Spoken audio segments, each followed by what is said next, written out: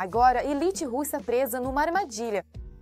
Uma vingança feroz dos nossos. As forças russas caíram. Oficiais caíram. O Kremlin soa o alarme. Quem vai parar as forças armadas da Ucrânia agora? Isso coloca o exército de Putin de joelhos. Você vai ficar chocado ao ouvir como os nossos derrotaram eles perto de Chernihiv. Urgentemente. Pesadelo para o inimigo no céu. Ucrânia recebe armas do juízo final.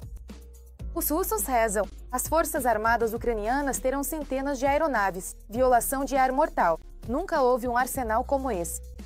E feras estão voando e já mudando as regras da guerra. Isso explodiu a rede. Veio de um lugar inesperado. Uma faca nas costas de Putin. A Armênia atacou. Afasta-se completamente da Rússia. O ditador foi expulso do Cáucaso. O império está entrando em colapso. Este é o fim da influência russa. Moscou não esperava tal reviravolta. Choque. A China está absorvendo a Rússia. Xi Jinping desdobrou o mapa. Essas terras serão tiradas de Putin. Isso nunca aconteceu antes. Pequim divide a Rússia. Frente despedaçada. Forças ucranianas invadiram o centro russo. Putin está em pânico. Armadilhas mortais das tropas ucranianas. Uma revolução total nos céus. A Bélgica fez o impossível. Putin vai uivar com essa arma, que já está a caminho da Ucrânia. Mais sobre tudo isso mais adiante em nossa edição. Ponto quente. Neste momento, triunfa em Sul. As elites do Kremlin foram destruídas. Este é um golpe do qual Moscou não se recuperará. Oficiais russos foram atacados. As forças especiais de Putin foram simplesmente apagadas, e isso explodiu a rede. A perda dos melhores lutadores será o fim da Rússia. Todos os detalhes da operação de grande repercussão que deixou o Kremlin em pânico. Veja a seguir. Mais de 3.000 quilômetros. Essa é exatamente a extensão da linha de frente hoje entre a Ucrânia e a Rússia. Desses, quase 1.000 quilômetros são zona de combates ativos. Centenas de quilômetros onde os defensores ucranianos quebram a espinha do exército todos os dias. E um dia foi chamado de o segundo maior do mundo. E cada metro dessa linha é uma história de coragem, perdas e vontade inquebrável. Nesse fronte, não são destruídas apenas colunas de equipamentos e infantaria, mas também a elite militar da Rússia. Durante a invasão em larga escala, os combatentes ucranianos eliminaram dezenas de membros das forças especiais de unidade de elite. Senesy e Kubinka, aqueles que na própria Rússia são chamados de a elite da elite. As perdas desses combatentes são especialmente dolorosas para a Rússia. Cada um deles não é um soldado comum, mas um especialista que passou por anos de treinamento. A formação de um oficial desse tipo leva anos e exige recursos significativos. Você marcou Quero Viver. Recentemente foi lançado ao público um documentário sobre a eliminação do grupo de sabotagem e reconhecimento do Centro de Destino Especial Senesy, que atuava na região de Chernihiv. Essa operação se tornou uma das mais bem-sucedidas desde o início da guerra em grande escala. Os batedores ucranianos do 54º Batalhão de Reconhecimento, junto com os guardas de fronteira do 105º Destacamento em nome do Príncipe Vladimir, o Grande, eliminaram 6 oficiais inimigos. Foram capturados os corpos dos eliminados, além de armas e equipamentos. Eles sempre trabalham assim. Entram na Ucrânia com câmeras GoPro ligados e registram todo o trabalho. Eles gravam tudo, se é que dá para chamar isso de trabalho. Assassinato, sabotagem, isso é basicamente terrorismo. E eles mostram isso primeiro para os seus, talvez, comandantes, para o chefe e para prestar contas, isso em primeiro lugar. E em segundo lugar, eles postam tudo isso na internet para assustar as pessoas. Existem vídeos chamados Como Passei Este Verão. E nesses vídeos tem uns cortes bem explícitos. O assassinato de ucranianos, militares, ucranianos, civis ucranianos. No centro de Sinia Kubinka estão as principais unidades das Forças de Operações Especiais Russas, diretamente subordinadas ao Estado-Maior. É aqui que os melhores dos melhores são selecionados. Aqueles que devem realizar as missões mais difíceis, ocultas e perigosas. Eles são treinados usando métodos ocidentais e usados em operações fora do país. Da Ucrânia até a África. Mas na Ucrânia, nem mesmo essa elite conseguiu fazer diferença. Aqueles que em Moscou são chamados de combatentes invisíveis tornam-se visíveis nos campos ucranianos. Tô segurando. Sai daí.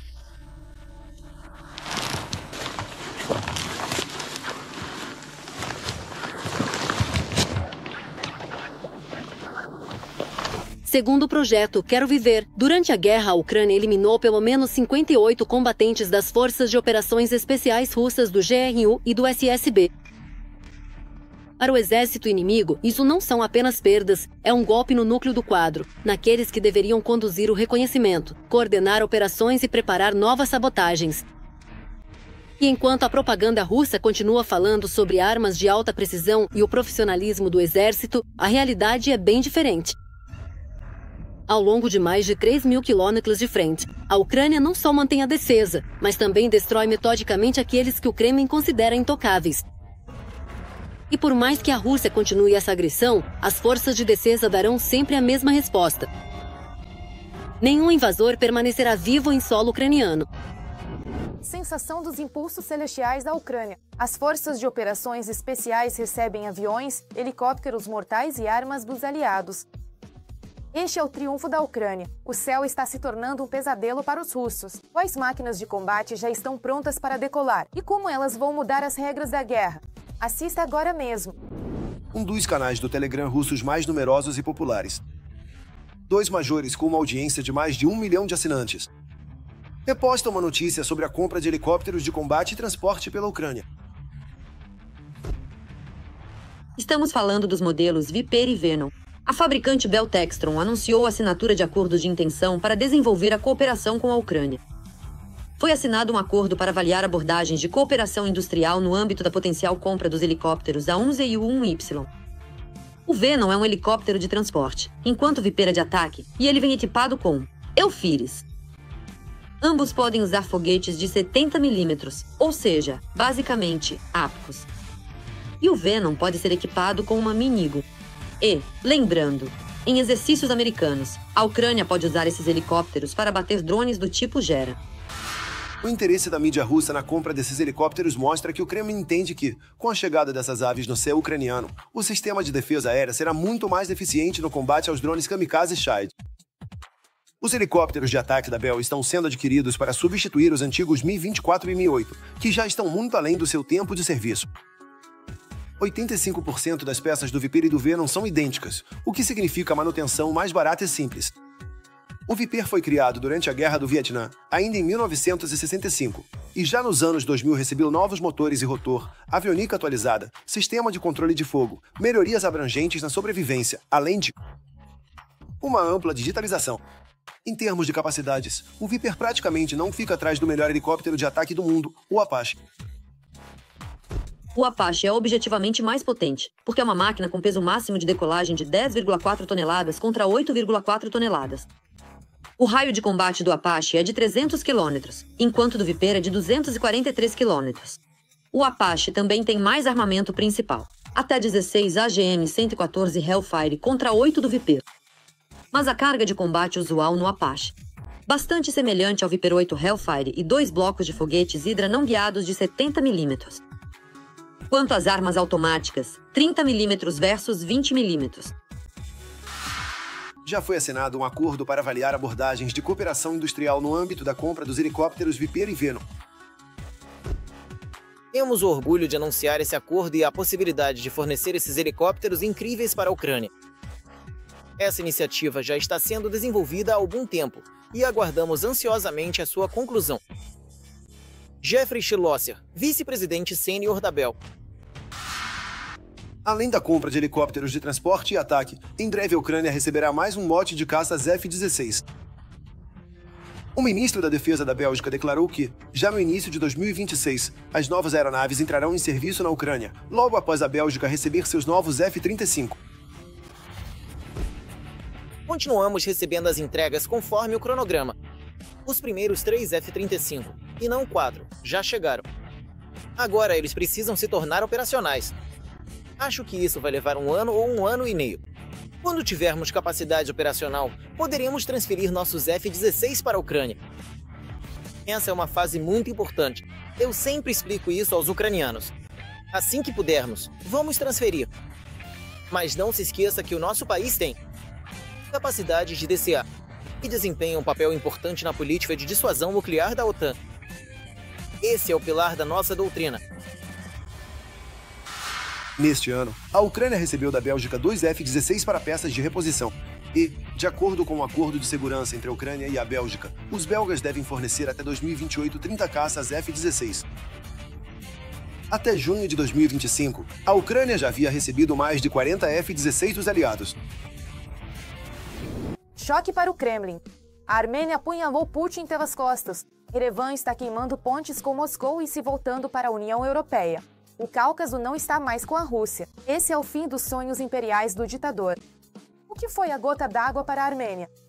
Porque agora o Kremlin está perdendo o controle sobre todo o espaço pós-soviético. Todos os detalhes a seguir. O governo da Armênia vai seguir uma linha pró-europeia, apesar de algumas forças políticas insistirem em laços mais estreitos com a Rússia. Foi o que declarou o ministro das Relações Exteriores da Armênia, Arar Mirzoyan, em entrevista à Deutsche Welle. Já se passou bastante tempo, mas o relacionamento entre o Azerbaijão e a Armênia está, eu acho, no caminho certo, na direção certa. E aqui estão acontecendo negociações muito sérias, e já no início deste ano foi alcançado um acordo de princípio sobre os principais pontos do Tratado de Paz entre o Azerbaijão e a Armênia.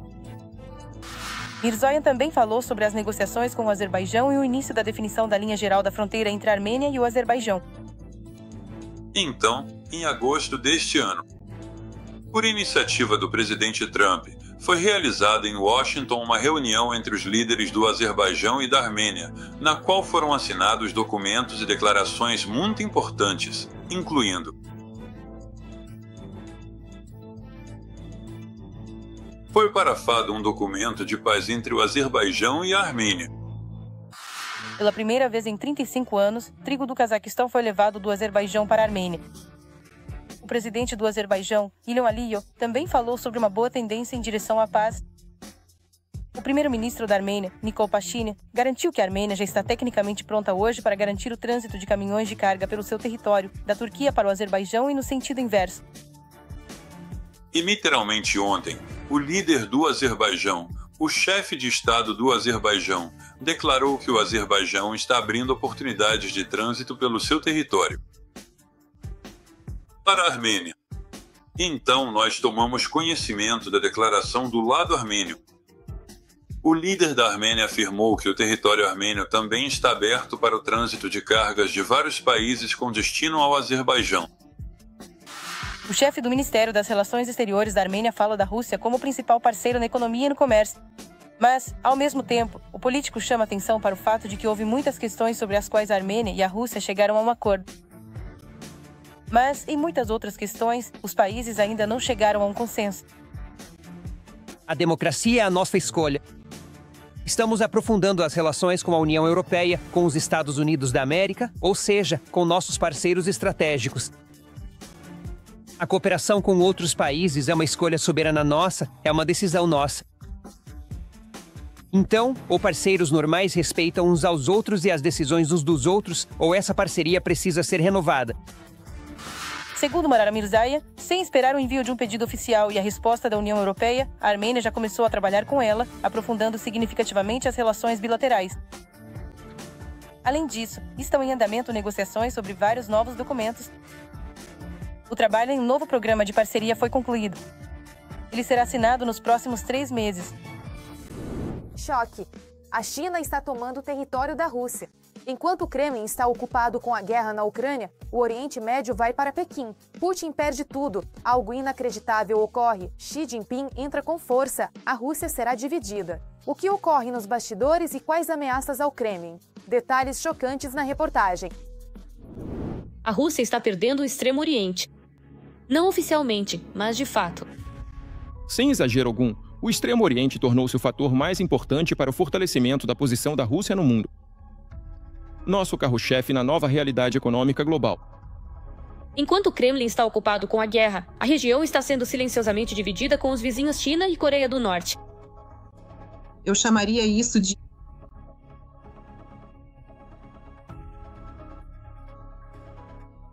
uma ocupação lenta, uma migração gradual. Por enquanto, o controle sobre o Extremo Oriente ainda está nas mãos de Moscou, mas há cada vez mais chineses lá e eles desempenham um papel cada vez maior na economia. Bom, Como se diz, hoje eles desempenham um grande papel na economia e amanhã vão desempenhar um grande papel na política. Mais de 1 trilhão de rublos em investimentos vindos da China. Parece ajuda, mas tudo gira em torno do comércio, não do desenvolvimento da região. A China precisa usar os recursos russos a preço de banana. E, consequentemente, eles vão ter essa oportunidade. E é por isso que eu acho que a dependência econômica dessas regiões em relação à China vai aumentar cada vez mais. Além disso, os chineses já não são mais visitantes na Rússia faz tempo. Vladivostok simplesmente não é necessário. Tem que entregar para os chineses. Afinal, é isso que querem fazer. Os chineses realmente podem simplesmente entrar e pronto, ninguém aqui vai resistir. Não vai ter ninguém para resistir, nem como. Segundo diferentes estimativas, até 2 milhões de pessoas vivem de Vladivostok até os Urais. Chama-se povoar esses territórios com chineses e de várias formas. Isso inclui tanto os próprios migrantes quanto casamentos mistos, dos quais nascem crianças. E, consequentemente, cada vez mais forte. Essas regiões estão ficando cada vez mais ligadas à China. Agora sob a Coreia do Norte. Só no último ano, mais de 15 mil norte-coreanos chegaram oficialmente ao Extremo Oriente e, extraoficialmente, até 50 mil. E isso ainda não é o limite. Já foram encomendados 153 mil novos contratos de trabalho. Hoje, a Rússia não tem mão de obra suficiente, porque muita gente foi morta na guerra e, consequentemente, os problemas demográficos continuam. Por isso, sim, faltam pessoas daqui, e a Coreia do Norte, nesse sentido, é um excelente fornecedor de mão de obra, porque as pessoas são disciplinadas e, consequentemente, sabem marchar em formação em todos os sentidos da palavra. Ou seja, parece que Moscou entregou a região para uso temporário. Mas por quê? Putin precisa de pessoas que, na visão dele, sejam fáceis de controlar, não importa se não é ele diretamente, mas através de outros. Por isso ele acredita que essas pessoas não vão fazer uma revolução, não vão protestar contra as ações de Moscou. Ele acha que são pessoas muito convenientes e que seria ótimo se a Rússia fosse povoada justamente por esse tipo de gente conveniente. Ou com o seu próprio. Você nunca sabe o que pode acontecer. Mas você tem que pagar por tudo.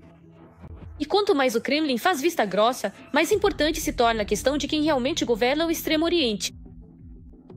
Na verdade, hoje, é claro. A Rússia é um vassalo da China, que a China usa principalmente para pressionar a Europa. E nós entendemos que o confronto global, claro, não é entre a Rússia e a OTAN, mas entre a China e os Estados Unidos, a China e a Europa. Neste caso, a Rússia de hoje. É como um cão de guarda que obedece a todas as ordens do seu dono. E o que vem depois? O Extremo Oriente ainda pode voltar ao controle real de Moscou ou, ao contrário? A influência da China e da Coreia do Norte só vai aumentar. A influência da China e da Coreia do Norte vai continuar crescendo. E, consequentemente, a própria China vai decidir se precisa ou não assumir tudo isso legalmente para si. Ou se basta, digamos, o controle econômico total de hoje, e amanhã isso se tornará um controle político total. Parece que enquanto Putin está focado em tomar territórios estrangeiros, ele está gradualmente perdendo os seus. E o irônico é que esses territórios estão sendo tomados não por inimigos, mas pelos aliados do Kremlin. Urgentemente, a guerra está no seu limite, a frente está rachando. Os russos estão sofrendo perdas catastróficas e as forças armadas ucranianas estão armando armadilhas mortais. Os ocupantes estão na mira, os equipamentos pegam fogo e a máquina de guerra de Putin está desmoronando diante dos nossos olhos. Enquanto isso, as forças armadas ucranianas invadiram o coração da Rússia e as regiões estão em chamas. O que está acontecendo na linha de frente? Bem neste exato momento, todos os detalhes a seguir.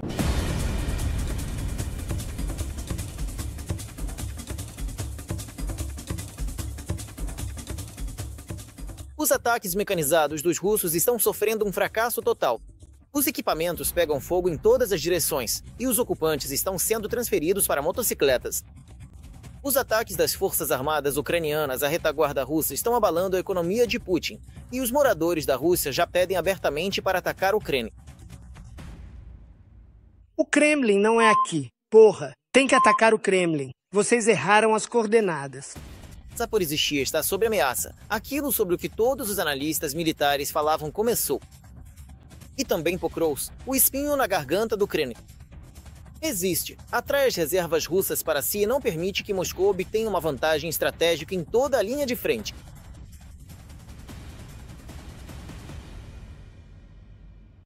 A Rússia tenta aproveitar as últimas semanas de bom tempo para avançar o máximo possível na linha de frente. É justamente por isso que as perdas recordes de equipamentos pesados do inimigo em outubro superaram as de todo o ano de 2025. Só nas últimas 24 horas, foram destruídos 2 tanques e mais de uma dezena de veículos blindados de combate. Com pequenos grupos de infantaria, de assalto, teoricamente é possível avançar, mas com certeza não em grande profundidade. Isso pode indicar que, neste exato momento, está ocorrendo uma tentativa de ofensiva mecanizada com o objetivo de romper a linha de frente. Pela região de Chirina, pelo menos 6 a 8 quilômetros, como está escrito nos manuais militares e nos regulamentos de combate, e avançar pelo menos algumas dezenas de quilômetros. Para isso, são usados equipamentos pesados. Os destacamentos de assalto mais bem preparados, tanto em termos de equipamentos quanto de pessoal, tradicionalmente estão concentrados na direção de Pokrovskoye. No entanto, os ataques contínuos, 24 horas por dia, não trazem o resultado desejado para os ocupantes. Hoje está claro que, apesar das forças superiores do inimigo em todas as direções da frente, inclusive na direção de Pokrovskoye, que continua sendo realmente a mais quente, e o exército russo ataca mais aqui, estamos dizendo que essas ações frontais dos russos dificilmente serão repetidas hoje, porque é evidente que o 51º Exército, o exército combinado que ataca nessa direção, hoje tem outros problemas suficientes. E o mais importante deles: cerco de soldados russos perto de Dobropiria. Já está lá há cerca de um mês. Moscou continua tentando redistribuir reservas, o que dispersa significativamente os esforços do grupo russo. Como resultado, tudo que foi alcançado na questão de Pokrovsk foi um pequeno número de grupos de sabotagem e reconhecimento nos arredores da cidade. De fato, a luta contra a sabotagem é muito ativa. Hoje. Assim, a principal tarefa das forças de defesa é expulsar ao máximo os russos das construções urbanas. Porque envolver-se em combates urbanos é a tarefa dos russos nesta fase. Consolidar-se na cidade, portanto, para esperar o reforço de outras forças. Ao mesmo tempo, outro ponto crítico, ao que parece, pode ser a direção de Zaporizhzhia. Depois de Pokrovsk, este é o segundo lugar onde os russos tentam avançar com grandes colunas mecanizadas. Mesmo assim, eles não conseguem obter resultados. A situação chegou a tal ponto que até mesmo os Zinkori, que normalmente exaltam todas as decisões sábias do comando, foram obrigados a mudar a retórica. O inimigo facilmente pode lançar 30 drones FPV contra um único tanque. Consequentemente, nenhum tanque aguenta 30 drones FPV. É isso. Acabou a conversa. Vão se foder esses especialistas aí, que ficam pressionando para continuar recrutando pessoal só para ser dizimado nas colunas. No entanto, nas altas cúpulas dos ocupantes, já faz tempo que pararam de contar as perdas. O principal é avançar a qualquer custo, e onde não conseguem, pelo menos mostrar algum ímpeto. Acredito que para o inimigo é extremamente importante se aproximar, quanto mais perto do centro regional de Zaporizhzhia, melhor. O controle sobre esse local não só permitirá que Vladimir Putin declare que controla toda a região de Zaporizhzhia, mas também vai destruir seriamente a infraestrutura, principalmente a indústria desse centro regional no sul da região de Zaporizhzhia. Existe uma distância considerável entre os povoados. Isso significa que o inimigo tem a capacidade de manobrar com forças e recursos. Ao mesmo tempo, as manobras de hoje visam principalmente controlar a logística ucraniana. Afinal, um grande centro de armas na forma de um centro regional permite que as forças armadas ucranianas entreguem rapidamente munição e reservas. No trecho Poltava-Malinova, Uspenova, a infantaria russa realiza ataques regulares, usando principalmente prisioneiros e outros descartáveis. A situação logística é praticamente a mesma que em todas as outras direções. As forças armadas da Federação Russa tentam controlar todas as rotas de transporte, organizando carrosséis ou contra-drones kamikaze, inclusive usando equipamentos óticos. No entanto, as tentativas de atravessar rapidamente a zona de morte às vezes acabam em situações curiosas, como, por exemplo, esta autodestruição ao bater em um veículo já atingido. Iam para o ataque, mas por causa da fumaça das granadas de fumaça não viram o blindado atingido e acabaram batendo nele. Um atrás do outro. Ao mesmo tempo, uma resistência muito ativa continua também na retaguarda russa. Assim, por exemplo, um ataque com drones e mísseis de cruzeiro Storm Shadow, ocorrido na véspera, aparentemente parou para sempre a fábrica química de Bryansk. Os resultados do ataque ainda estão sendo esclarecidos, mas, segundo canais de monitoramento, a fábrica foi completamente destruída. Nos canais do Telegram, foram publicadas fotos dos estabilizadores dos mísseis espalhados pelos arredores. A fábrica química de Bryansk é uma parte importante do complexo militar industrial da Rússia. Nessa empresa, os ocupantes produziam pólvora, explosivos e componentes para combustível de foguetes. Aliás, os ataques ucranianos contra os alvos do complexo militar industrial russo parecem já ter cansado tanto os russos que eles finalmente começam a entender onde realmente está a fonte de todos os seus problemas. O Kremlin não é aqui. É no Kremlin que deveriam atacar. Confundiram as coordenadas. E para finalizar, uma história maravilhosa do SBU. Depois de assistir a mais um vídeo de propaganda sobre aviões leves russos para interceptar drones, o serviço de segurança decidiu gravar seu próprio vídeo. Os especialistas facilmente copiaram as coordenadas e traçaram a próxima rota dos drones diretamente para lá. Uma atualização explosiva. O céu ucraniano está se preparando para uma verdadeira revolução. Dezenas de lutadores mudarão o equilíbrio de poder. A Bélgica fez o impensável. Esses aviões já estão voando para a Ucrânia. Você ficará chocado ao ouvir todos os detalhes. Olhar. Os F-35 chegaram à Bélgica. Os aviões voaram diretamente dos Estados Unidos, onde pilotos belgas estavam treinando há vários meses. Agora, os F-35 vão iniciar a fase de avaliação operacional e integração antes de entrarem em serviço no próximo ano. O F-35 é um dos melhores da sua categoria. Além disso, o F-35A é capaz de transportar armamento nuclear. No momento, aliás, o F-35 foi relocado diretamente. Em 2018, a Bélgica encomendou 34 caças F-35 para substituir sua frota de F-16. Depois, o país decidiu aumentar o pedido para 45 aeronaves. Os novos aviões ficarão baseados nas bases aéreas de Florence e Klein-Brogel. A substituição completa dos F-16 está prevista para 2028. Na Bélgica, está sendo realizado o treinamento de pilotos ucranianos para operar equipamentos de aviação. Em particular, trata-se dos F-16 e, consequentemente, dos Mirage franceses. Por isso, podemos dizer que o programa de reequipamento da Força Aérea desse país coincidiu com os programas de assistência técnico-militar do nosso país. No momento da transferência, não só dos F-16, mas também, consequentemente, de todo o arsenal de armamentos que está nos depósitos do exército belga. O governo da Bélgica declarou repetidamente que os prazos para o envio dos F-16 belgas para a Ucrânia dependem da chegada de novos aviões F-35 para as forças aéreas belgas. Esse é o programa de reequipamento da Força Aérea da Bélgica, que previa a substituição dos antigos F-16 pelos F-35. Vale ressaltar que o lado belga declarou que entregaria os F-16 para as necessidades da Ucrânia ainda antes da chegada dos F-35. E é importante destacar que o lado belga cumpriu sua palavra.